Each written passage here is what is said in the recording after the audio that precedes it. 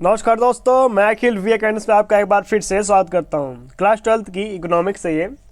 इसमें हम ये डिस्कस करने वाले हैं कि पेपर से रिलेटेड है, मतलब कि वेरी इंपॉर्टेंट क्वेश्चंस हैं ये कि 2020 के मैंने ये क्वेश्चंस उठाए हैं कि आखिरकार कौन कौन से क्वेश्चंस हमारे लिए बहुत ही ज़्यादा इंपॉर्टेंट हो जाते हैं एग्ज़ाम के पॉइंट ऑफ व्यू से। ठीक है, तो 2020 का मैंने ये क्वेश्चन पेपर उठाया है, तो आप लोग के लिए वेरी वेरी इंपॉर्टेंट क्वेश्चंस कुछ लिए हैं मैंने, उसमें से भी छाटे हैं। और आइए फर्स्ट पार्ट में समझते हैं कि कौन कौन से क्वेश्चंस जो हैं काफ़ी ज़्यादा इंपॉर्टेंट हैं। हम इसमें 1 नंबर के बेसिकली हम इसमें 1 नंबर के और 3 नंबर के और 4 नंबर के क्वेश्चन जो है कुछ डिस्कस करेंगे कुछ हद तक। बाकी हम अगली वीडियो में जो बचेगा फिर उसमें डिस्कस करेंगे। ठीक है, तो फर्स्ट मार्क्स के जैसे कि क्वेश्चन आते हैं तो किस तरीके से आपको अटेम्प्ट करने हैं, कैसे आखिरकार क्वेश्चन को समझना है किस तरीके से, उस तरीके से आइए देखते हैं कि क्या क्या है। ये मैंने क्वेश्चन उठाया है, क्वेश्चन नंबर 2 है ये। 1 मार्क्स में ये क्वेश्चंस आते हैं, तो इसमें ये दिया गया है कि आखिरकार सत्य और असत्य बताना है आप लोग को। जैसे कि आप लोगों ने टी.आर. जैन की बुक पढ़ी होगी, तो उसमें ना मुख्य रूप से जो है ओविगामा और टी.आर. जे की बुक, टी.आर. जैन की 2 बुकें होती हैं मुख्य रूप से। तो मैंने टी.आर. जैन की ही बुक से ये क्वेश्चंस कुछ उठाए हैं और उसके भी मिक्सअप करके कुछ क्वेश्चंस हैं जो इंपॉर्टेंट है काफ़ी ज़्यादा। तो पहला क्वेश्चन देखते हैं, क्योंकि क्वेश्चन जो होते हैं ना घुमा फिरा के रिक्त स्थान हो गया या फिर सत्य असत्य हो गया या फिर ये सही है या गलत है, कुछ भी मतलब ऐसे एक्सेट्रा क्वेश्चन, कुछ भी न्यूमेरिकल से रिलेटेड भी हो गया, वो भी डिस्कस करेंगे हम। ठीक है, तो कुछ क्वेश्चंस जो होते हैं ना काफ़ी ज़्यादा इंपॉर्टेंट होते हैं हमारे लिए, जो कि बार बार वो पेपर में ना प्रीवियस ईयर क्वेश्चंस पे बार बार वो देते रहते हैं, आते रहते हैं। ठीक है, तो ऐसे ही मैंने कुछ क्वेश्चंस उठाए हैं, उसके बारे में डिस्कस करते हैं। आइए शुरू करते हैं। तो पहला हमारा क्वेश्चन है, उल्लेख कीजिए कि निम्नलिखित कथन का सत्य या फिर असत्य है। यानी कि हमें इसमें ये बताना है कि ये जो लिखा है ये सत्य है या फिर असत्य है। ठीक है, तो ये लिखा है सरकारी बजट, यानी कि जो सरकारी बजट है ना हमारी, जो केंद्र मुख्य रूप से जो केंद्र सरकार द्वारा हमें सरकारी बजट जो पेश की जाती है, उसमें जो है मौद्रिका नीति का एक महत्वपूर्ण साधन है या नहीं है। इसका ये है कि जो नीतियाँ बनाई जाती हैं ना मुख्य रूप से, जैसे कि जो हमारे 28 राज्य हैं टोटल इस समय, तो 28 राज्यों में टोटल किस तरीके से आखिरकार जो केंद्र सरकार है ना दूसरे राज्यों को अनुदान देती है, यानी कि केंद्र सरकार द्वारा कुछ पैसे उनको दिए जाते हैं ताकि वो अपने इंफ्रास्ट्रक्चर को किस तरीके से और भी अच्छा बेहतर बना सकें। ठीक है, तो उसके बारे में बताया गया कि आखिरकार जो सरकारी बजट है मौद्रिका नीति का एक महत्वपूर्ण साधन है या नहीं है। जो सरकारी बजट होता है, जैसे कि जीएसटी स्वरूप जो भी जैसे कि इनकम टैक्स, किसी भी तरीके से जो सरकार है ना वो पैसे प्राप्त करी हो किसी भी तरीके से। ठीक है, तो जैसे कि लोगों के जो जीएसटी भरते हैं उसके सहायता से या किसी भी तरीके से जो सरकार है वो पैसे इकट्ठा करके उसके बाद में अपने ही देश में लगाए जाते हैं वो पैसे, जिसे मुख्य रूप से मौद्रिका नीति का रूप एक कहा गया है। उसे ही एक साधन है, मुख्य रूप से यही साधन है। तो ये जो है वो सत्य है। ठीक है, ये सत्य है, क्योंकि जो सरकारी बजट है ना मौद्रिका नीति का एक महत्वपूर्ण साधन के रूप में माना जाता है और है भी। ठीक है, आगे देखते हैं। तो ये भी 1 मार्क्स का ही है कि प्रभावी मांग को परिभाषित कीजिए। यानी कि जो प्रभावी मांग है ना ये किसे कहते हैं और इसको किस तरीके से आखिरकार प्रभावित किया जाता है, क्योंकि 1 नंबर के क्वेश्चन में कई बार पूछ लेता है आपसे कई प्रकार के, जैसे रेपो किसे कहते हैं, बैंक किसे कहते हैं, बैंकिंग किसे कहते हैं। ठीक है, प्रभावी मांग किसे कहते हैं, अभावी मांग किसे कहते हैं। ढेर सारे क्वेश्चन जो होते हैं ये बहुत ही ज़्यादा इंपॉर्टेंट होते हैं, जो कि मैं आप लोग को पहले बता दूं कि सपोर्ट मटेरियल आप लोग को मिली होगी, तो उसमें अच्छे से क्वेश्चंस को आप लोग को पढ़ लेना है, सभी क्वेश्चंस को। ठीक है, क्योंकि क्वेश्चंस जो होते हैं ना काफ़ी ज़्यादा इंपॉर्टेंट होता है सभी क्वेश्चंस। 1 मार्क्स के जितने भी क्वेश्चन आप लोग देखेंगे ना उसमें मिक्सअप होते हैं सारे, रिक्त स्थान होते हैं या फिर न्यूमेरिकल से रिलेटेड हो गया या सत्य हो गया या फिर असत्य के बारे में हो गया। ठीक है, तो हर एक क्वेश्चन उसमें आप लोग को मिलेंगे, तो अच्छे से आप लोग वो जो सपोर्ट मटेरियल है ना सपोर्ट मटेरियल का अच्छे से आप लोग कर लेना उसको।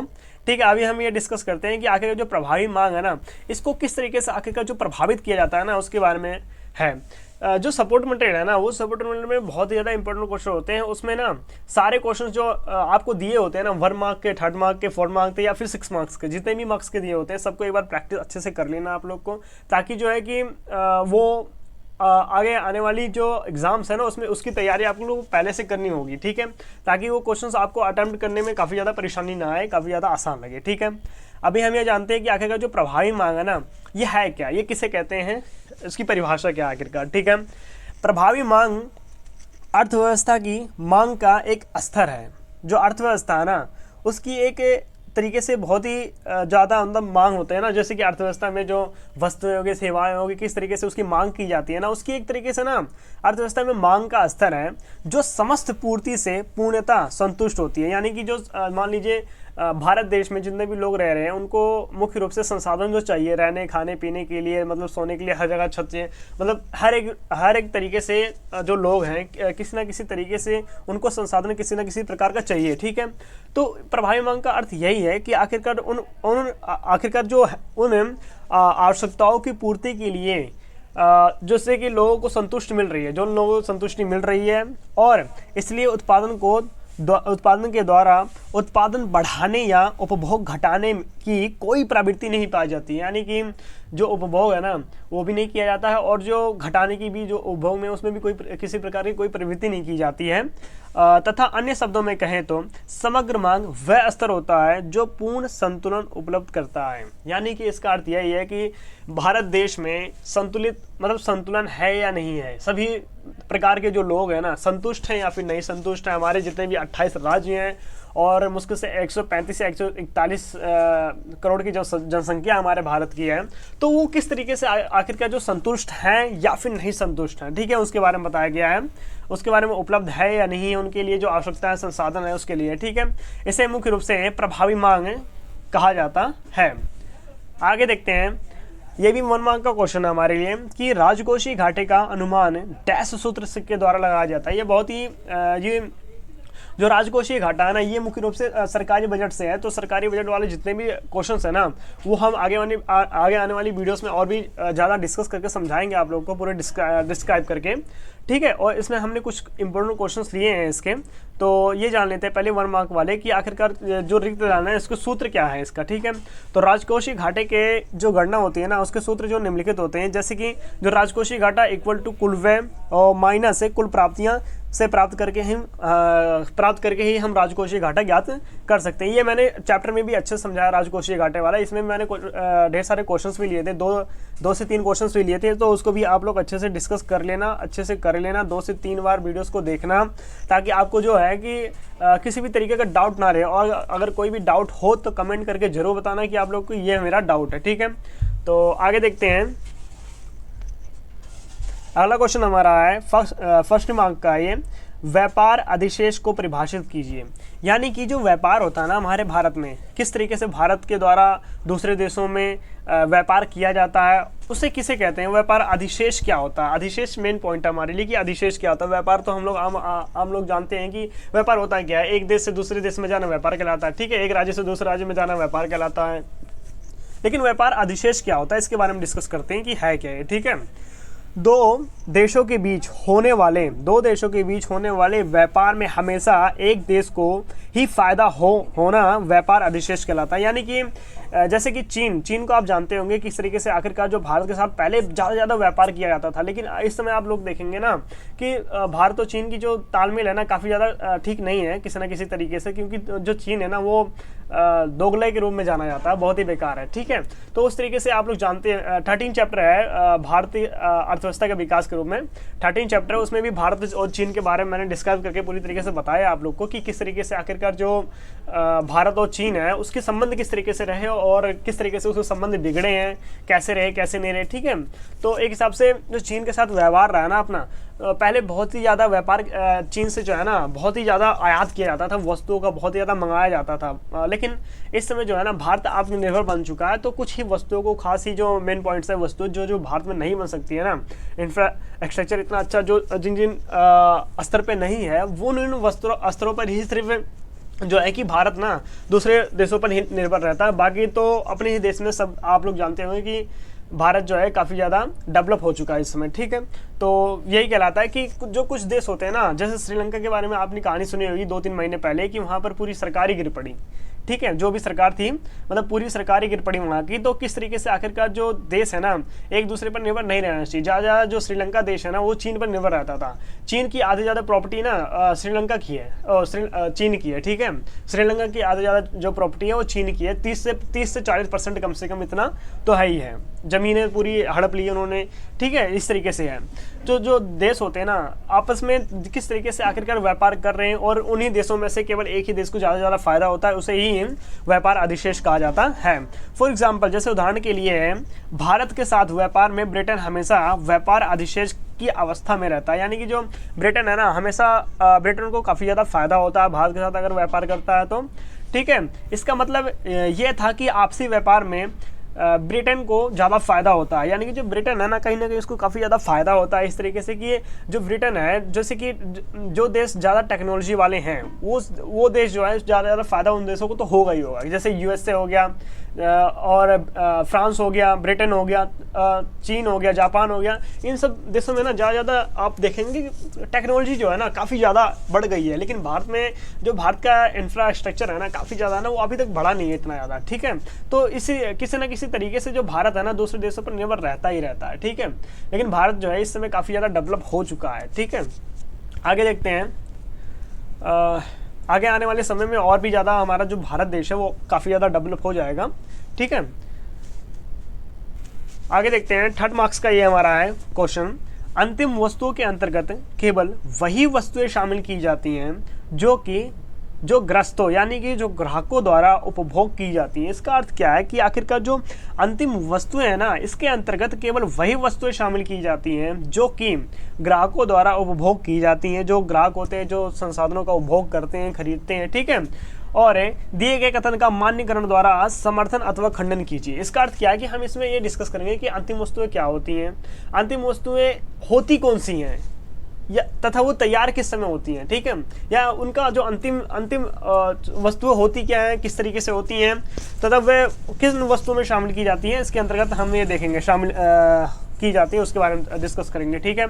तो पहले तो हम ये जान लेते हैं कि आखिरकार जो अंतिम वस्तुएं होती है ना, 3rd मार्क्स का क्वेश्चन है, तो कम से कम आप लोग को कम से कम 3 से 4 लाइन या फिर पॉइंट्स में लिखना है, ठीक है। जैसे कि आपने अंतिम वस्तुएं किसे कहते हैं इसको डिफाइन सही से कर देना है, ठीक है, इसको डिफाइन डिस्कस कर दिया सही से। उसके बाद में अंतिम वस्तुएं कौन कौन सी होती हैं, किस तरीके से होती हैं, उसको भी डिस्कस करना है, ठीक है।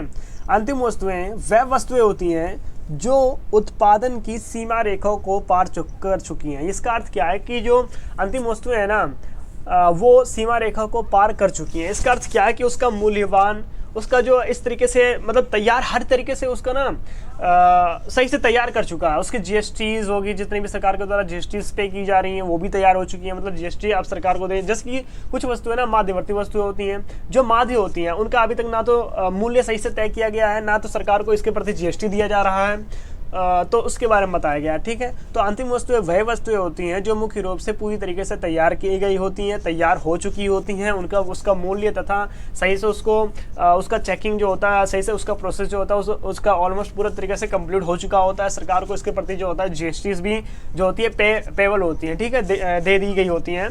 तो कुछ रेखा तक जो होता है सीमा तक ही पार कर चुकी होती हैं, अपने अंतिम में प्रयोगकर्ताओं द्वारा इस्तेमाल करने के लिए पूरी तरीके से तैयार होती हैं। यानी कि जो मार्केटिंग में कहीं से, जैसे कि चिप्स का पैकेट हो गया, कुरकुरे का पैकेट हो गया, बिस्किट का पैकेट हो गया, या पार्ले जी का पैकेट, किसी भी का प्रोडक्ट मान लीजिए हो गया, तो वो वस्तु एकदम अंतिम रूप से तैयार होती है। उसमें आप लोग मूल्य भी देखते हैं किस तरीके से, और उस एक पॉइंट और है कि उसका ना एक तरीके से ना आप मैन्युफैक्चरिंग में देखेंगे किस तरीके से इसमें क्या क्या मिला हुआ है, कैसे ये प्रोडक्ट जो है बनाया हुआ है। पीछे ब्लैक लिखा होता है, ब्लैक उसमें पीछे साइड आप किसी भी, जैसे चिप्स का पैकेट हो गया ना, उसमें देखेंगे आप लोग क्या क्या इसमें सॉल्ट मिला हुआ है, कैसे क्या बना हुआ है, नमक कितना मिला हुआ है, मिर्च कितना मिला हुआ है, ठीक है।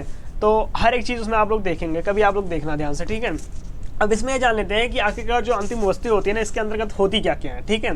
जैसे कि पहला पॉइंट हमारा है, लाभ प्राप्त करने के लिए अंतिम वस्तुओं की पुनः बिक्री नहीं की जाती। इसका अर्थ क्या है कि लाभ प्राप्त करने के लिए इन वस्तुओं को दोबारा नहीं बेचा जाता है, दोबारा इसकी बिक्री जो है वो नहीं की जाती है, ठीक है।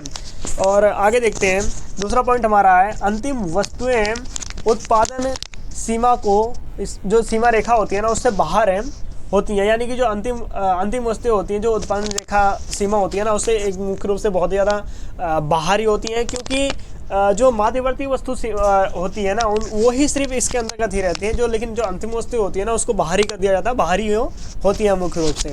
और तीसरा पॉइंट हमारा है, अंतिम वस्तुओं के मूल्य में अभी भी मूल्य वृद्धि नहीं की जाती है। यानी कि जो अंतिम वस्तुएं होती हैं मुख्य रूप से अभी भी मुख्य रूप से मूल्य वृद्धि नहीं की जाती है, केवल उन्हीं प्रोडक्ट को बेचा जाता है जिससे कि उनको सिर्फ मार्जिन आ सके उनका, ठीक है। अंतिम वस्तुओं को राष्ट्रीय आय के अनुमान में सम्मिलित किया जाता है। यानी कि जो राष्ट्रीय आय है, राष्ट्रीय आय का इसका अर्थ क्या है कि जैसे कि मान लीजिए चिप्स का जो प्रॉफिट है ना, किस तरीके से आखिर दूसरे देशों में हमारा भेजा जाता है और उससे कितना प्रॉफिट मिलता है हमें, और अपने ही देश में किस तरीके से जो प्रोडक्ट्स होते हैं ना उसको बेचा जाता है, उससे जीएसटी किस तरीके से बेचा जाता है उसके बारे में बताया जाता है। ठीक है, तो आगे देखते हैं।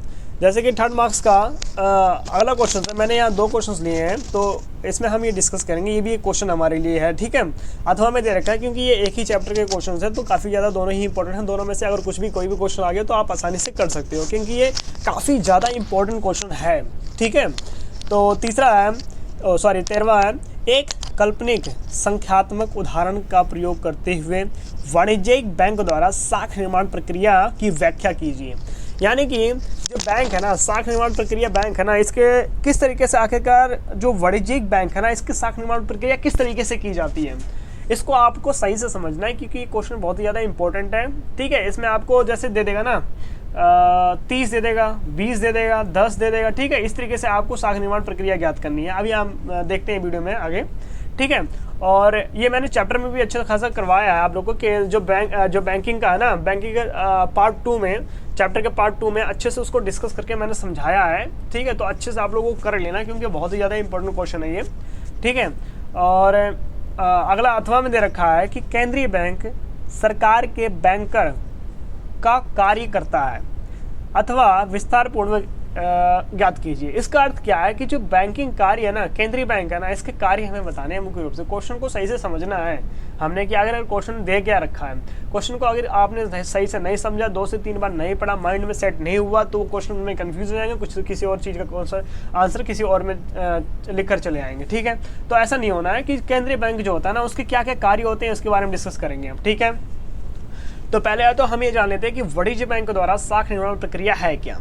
मान लीजिए कि आपके स्कूल में भी आपको करवाया होगा एक बार कोई ना कहीं क्वेश्चन, या फिर सपोर्टर मटेरियल में भी एक क्वेश्चन दिया हुआ है। लास्ट में आप देखेंगे ना तो वहाँ पे सपोर्टर मटेरियल में क्वेश्चन दिया हुआ है इसी की तरह, तो उसको भी इस तरीके से ही किया जा सकता है, कर सकते हैं आप लोग। ठीक है, तो और बैंकिंग के पार्ट 2 में ये मैंने क्वेश्चंस 2-3 वहाँ पे करवाए हैं, तो वहाँ पे अच्छे से आप लोग कर लेना क्योंकि बहुत ही ज़्यादा इंपॉर्टेंट क्वेश्चन है ये। ठीक है, माना कि CRR 0.2 दे रखा है। ठीक है, CRR एक बार वाणिज्य बैंक है, हमें इतना दे रखा है। ठीक है, केंद्रीय बैंक का, और प्रारंभिक जमाएं इतना हमें 5000 दे रखा है। भुगतान हमारा केवल 20% निकालना है। ठीक है, तो कुल प्रारंभिक जमाएं ज्ञात कीजिए, यानी कि कुल प्रारंभिक जमाएं जो है उसको हमें ज्ञात करना है। ठीक है, तो सॉल्व करते हैं कि माना CRR जो दे रखा है 0.2 दे रखा है और प्रारंभिक जमाएं जो दे रखा है 5000 दे रखा है। ठीक है, और जो अनुपात है ना वो केवल 20% दे रखा है। तो आइए देखते हैं, आइए डिस्कस करते हैं। तो K और 1 यानी कि K = 1 बराबर CRR। ठीक है, तो यहाँ पर इसको डिस्कस करेंगे। तो CRR क्या है, CRR हमारा दे रखा है 20%। ठीक है, 20% को यहाँ पर 1 से डिवाइड कर देंगे। डिवाइड करने के बाद जो है कि हमारा K जो हमारा हमें पहले K निकालना है। ठीक है, K हमारा आ जाएगा इतना, 5% आ जाएगा, 5 आ गया। इसका आंसर 5 आने के बाद क्योंकि ये परसेंटेज में दे रखा तो आप यहाँ डिवाइड करेंगे 20% को, तो किस तरीके से आखिर का जो 100 अपॉन में 20 आ जाएगा, तो उसको डिवाइड करने के बाद 5 आ जाएगा यहाँ पर। ठीक है, 5 आने के बाद फिर उसके बाद में हमारा ये K निकला, हमें पहले K निकालना है। ठीक है, तो उसके बाद में कुल जमाएं हमारा क्या होंगे, प्रारंभिक जमाएं प्लस में K। ठीक है, ये हमारा कुल जमाओं का जो है कि एक तरीके से फॉर्मूला है।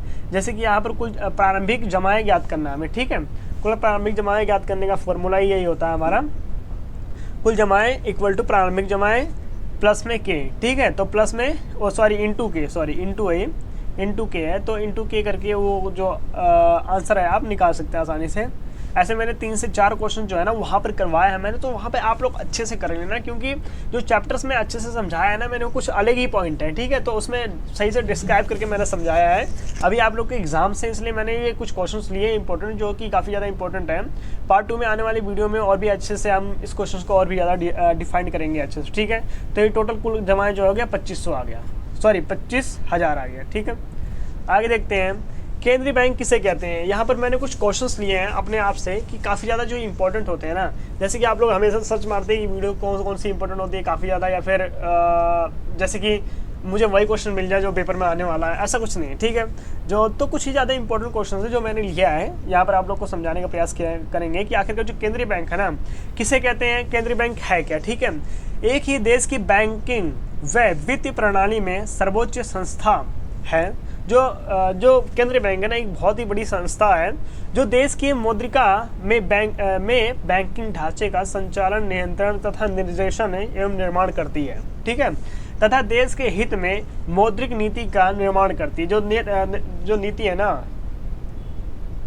किस तरीके से आखिरकार जो सरकार है ना, वो किस तरीके से आखिरकार सरकार के द्वारा जो बैंकिंग के रूप में कार्य करते हैं ना, जैसे कि वाणिज्य बैंक हो गया, केंद्रीय बैंक हो गया, गांव में किस तरीके से छोटे छोटे इंफ्रास्ट्रक्चर के द्वारा छोटे छोटे बैंकों की स्थापना की गई है, उसमें किस तरीके से उसकी शामिल की जाती है, तथा उसे ही केंद्रीय बैंक कहा जाता है। यानी कि जो केंद्रीय बैंक होता है ना, किस तरीके से आखिरकार जो निर्भर होता है जो राज्य के प्रति या फिर जो केंद्र के प्रति, और जो मतलब कि निर्देशन कार्यालय के द्वारा जो निर्माण करता है, ठीक है, उसके बारे में बताया गया है। तो केंद्रीय बैंक की डिफिनेशन है, इसको याद कर लेना अच्छा से आप।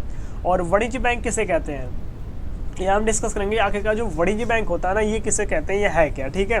यहाँ सरल रूप से परिस्थितियों से, यानी कि जो परिस्थितियाँ होती हैं ढेर सारी, उन्हें अपनी कुल जमाओं के न्यूनतम प्रतिशत के रूप में अपने पास रखने की आवश्यकता होती है, बहुत ही ज़्यादा कुछ, ठीक है। इसे ही वाणिज्यिक बैंक कहा जाता है मुख्य रूप से, ठीक है। इसे ही वाणिज्यिक बैंक कहा जाता है, जो अपने पास ही कुछ हद तक जो पैसे होती हैं वो जमा होती हैं, जो रखा होता है और इन्हें ही रखनी पड़ती है पैसे, ठीक है।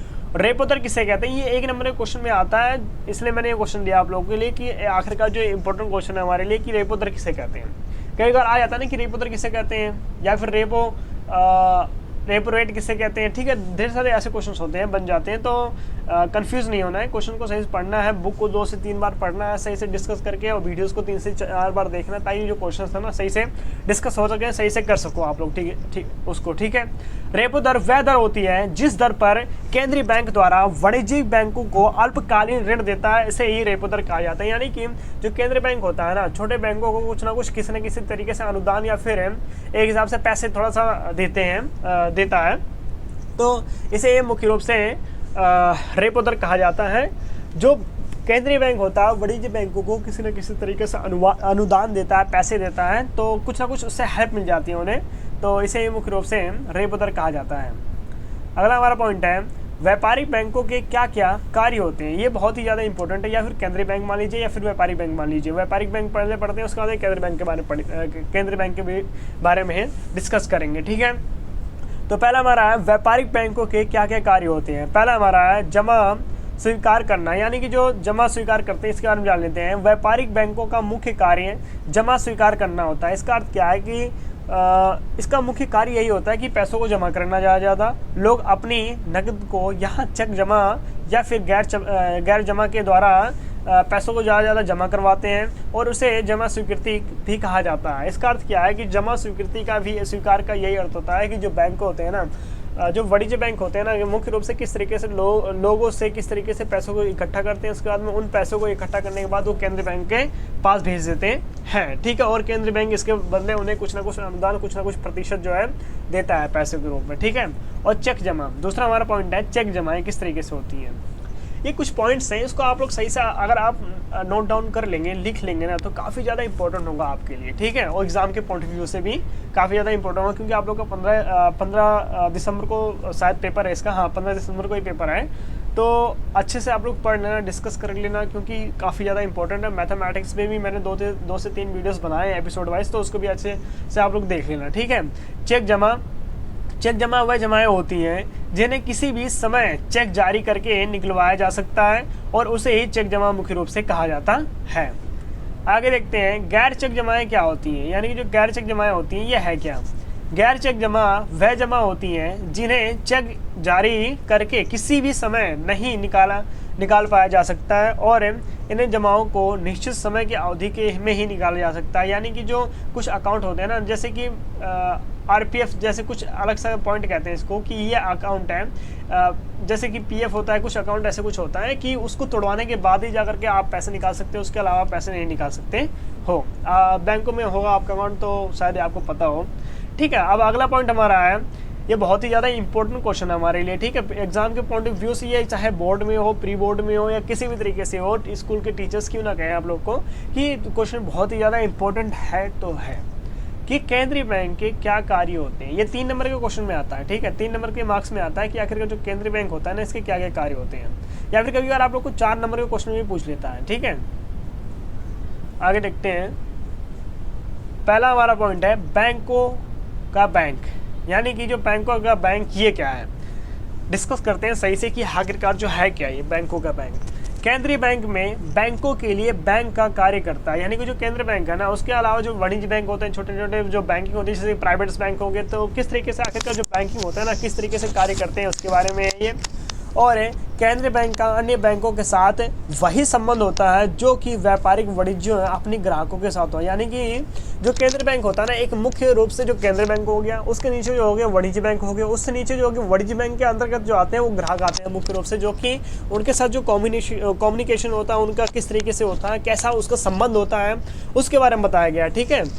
यहाँ वाणिज्यिक बैंकों से जमायत स्वीकार करता है तथा उन्हें ऋण प्रदान करता है, यानी कि जो वाणिज्य बैंक लोग जो है वाणिज्यिक बैंकों में जमा पैसे करते हैं। जमा पैसे करने के बाद जो होता है वाणिज्यिक बैंक जो होता है केंद्रीय बैंक को ये पैसे देता है, उसके कारण जो केंद्रीय बैंक होता है ना, इससे कुछ ना कुछ ना उससे ऋण देता है, ऋण प्रदान करता है, ताकि कुछ प्रॉफिट भी हो सके, कुछ ज़्यादा, ठीक है, लोगों का।